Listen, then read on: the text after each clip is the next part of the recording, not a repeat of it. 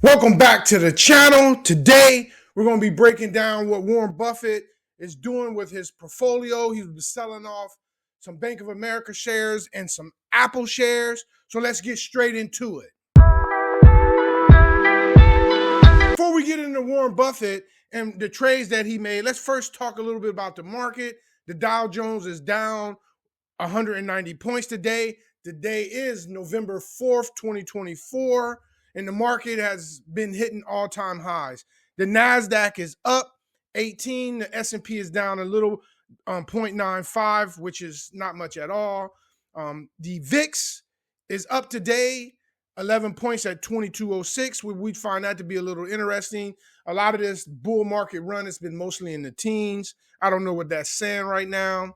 But what we do want to highlight here is you can see that the 10-year yield is at 4.31. It is down today. But what's interesting, when the Fed cut rates about a little over a month ago, they lowered it 50 basis points. The 10-year yield was at about 3.87. And also the 30-year yield was down low. And if you can remember home loans that came down significantly down to the sixes, they're back over in the sevens. So that's not really good for the economy. We don't know why they're going up when the Fed is lowering interest rates. We don't know if bond traders think that they're going to have to stop lowering interest rates, maybe because of inflation or the economy is stronger, especially in what I believe. So Warren Buffett on Saturday reported earnings, and he now has over $30 billion in cash for the first time. I think Buffett is schooling us is what he's doing. He's the best in the game. He's at 94 years old. He's still got it. And so he's selling his Apple shares. He's down to 69.9 billion. He had 400 million shares at the end of last quarter. And at the end of this quarter, he lowered it by 25% to 300 million. So he still have a significant position, but he's lowering it.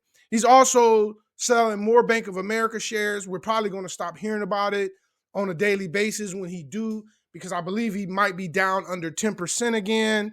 So we'll find out if he's going to lower the position. I say he's schooling us because, as you know, I'm a complete bear. This is the most bearish time I've ever been on the stock market. I sold pretty much all my positions. Only positions I hold right now is AT&T and Verizon, and I'm basically using those as bonds. I believe that interest rates do start going down. AT&T and Verizon may show some interest because people are going to be out there chasing yield, trying to generate cash. And I think that might be one way that they're doing it. I mean, I might be wrong. I don't know, but I just held on to those positions. I sold off all my positions that I love. I sold off Meta. I sold off BlackRock. I sold off Berkshire Hathaway. I sold off Google. I sold off Amazon. I believe that we're in a bear market. I believe this is the most overvalued market we've ever seen, that I've ever seen. It was in 2000. I started investing, a couple years before that. And at that time, we was in the dot-com bubble. The market was going crazy. But I believe that we're more overvalued than that at this point. And one of the things that I use, you might have heard about the Buffett indicator. And what the Buffett indicator is, as you can see right here, it's the overall stock market value as compared to domestic product. Now, I think one thing that might be altering this a little bit is that we got these big mega companies that generate huge profits overseas. So that might have an effect on it. But as you can see, it's at 209%. I don't know if Buffett uses this. I know he talked about it one day at his annual meeting. So I think that's why they went on ahead and started the Buffett indicator. But I just wanted to go over a little example of how high we are at 209%. So I'm basically saying at 209%, that means that the stock market value is double than America's GDP at this time. And one thing that I want to highlight on here is that you can see in 2000 when we was at a bubble, and the reason why I'm saying that one of the reasons why I'm saying this market is more overvalued than that is that at its peak, it hit around 150%. And right now, as you can see, we're at 209. This was as of August. And the stock market has went higher since then. So we might be higher now. So that's one indicator that I believe that's showing that we're in an overall stock market bubble. But Buffett is schooling us because I don't believe he's trying to time the market. I'm not trying to time the market. I'm a value investor.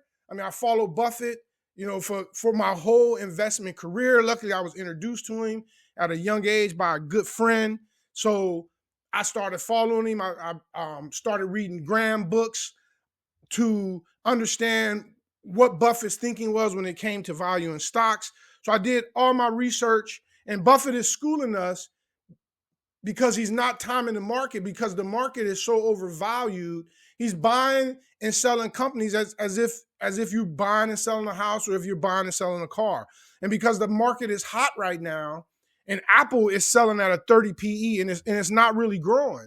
I want to say last quarter was the first quarter that Apple actually grew their revenue. So it's a pretty mature company right now, not much growth. Shouldn't be selling at a 30 PE. I remember when Apple was selling at a 10 PE. And so Buffett's selling off these positions, getting ready for what might be, I think, a great storm we got coming our way. There's many reasons for this storm. Multiple wars going on. We have the Japanese carry trade, which is really dangerous. Just a quick understanding of what the Japanese carry trade is. Japanese kept their interest rates below 2% below 0% for a very long time. They're still really low at like 0.25. So people could borrow money in Japan and invest that somewhere else around the world. You could easily come and buy T-bills in America that was at the time was paying 5%, still paying 4%. So if you're able to borrow money as much as you could possibly borrow, so if I was able to borrow $10 million at negative interest rates or at zero and come to America and earn 5%, if with $100 million, I'll be earning $5 million a year. $10 million, I'll be earning $500,000 a year. But the danger in that is that the yen has to stay low. And Japan is experiencing a little inflation right now, where they were fighting deflation, which is why they had their interest rate so low. So if they raise interest rates, normally, if you start raising your interest rates, especially with us lowering our interest rates, the yen will go higher. So those people that bought American assets and have to transfer that money back over to the yen to pay off their loans, they could lose money. If it goes up 20%, I mean, they're losing a boatload of money. They're not even going to be able to pay back the 10 or 100 million that they paid for. So I think that is very dangerous. I think that might be one of the things that really trigger this. As I said, today is November 4th. We have an election tomorrow. We don't know how that's going to turn out. If we don't get a president immediately, or if we get a president that the stock market don't like, I don't know what's going to trigger it. So Buffett is doing as I believe that I'm doing, and I'm not following him. I actually pretty much sold all my positions. So I'm super bearish on the market. And Buffett still owns a lot of stock. He owns Coca-Cola. He still owns American Express. He still owns some of his big positions. Mainly the two main positions that he's selling off, which is like his two largest positions, is Apple and Bank of America. So he's not trying to time the market. He's just building up his assets in an overvalued market, building up his cash, and they're all in T-bills. Buffett's one of the largest holder of T-bills, and that's where all my money is at right now. So and it took me time to learn, when someone says that they're holding cash, they're not really holding cash. They more than likely got the majority of their money in T-bills, which is considered short-term, which is considered cash. So he's making money off this $300 billion. He's making 5%. So he's still got a good return. And if I had to guess, or my belief is that he's going to outperform the market.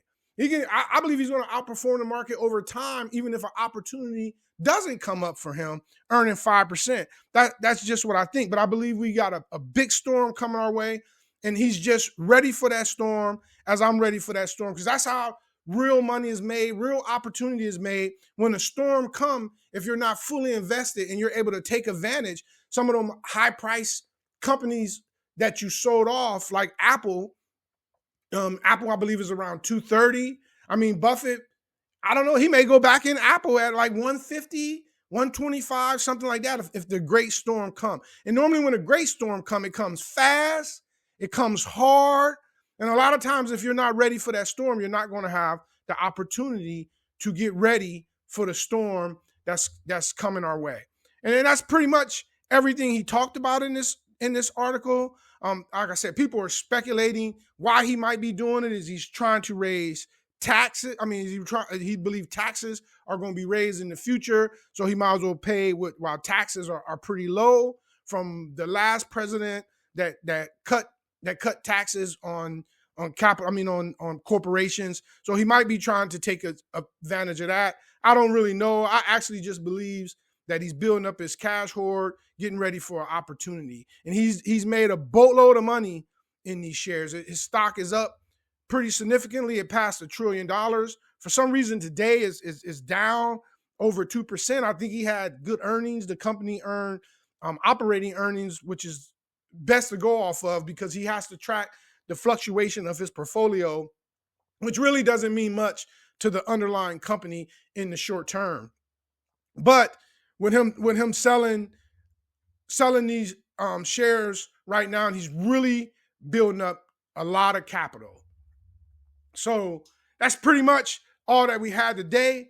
If you like this content, please like, please share. And I also bring the culmination to you, a book that me and my friend wrote. It's a risk-free rate to consistently outperform the S&P. We talk about purchasing the SPY. We talking about purchasing the QQQ. We talk about how to look at individual stocks. So if you're not following the market like someone like I may do, you may want to be looking at the SPY, the QQQ. I will drop in. I think this is a great time to be selling the SPY. We're close to all-time highs and hoping that you get a really good opportunity. But as I said, he did earn $10.1 billion in the quarter, and that's down from 10.8.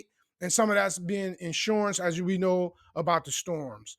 So that's pretty much all I have for today. Good luck trading. Enjoy your day. We're out.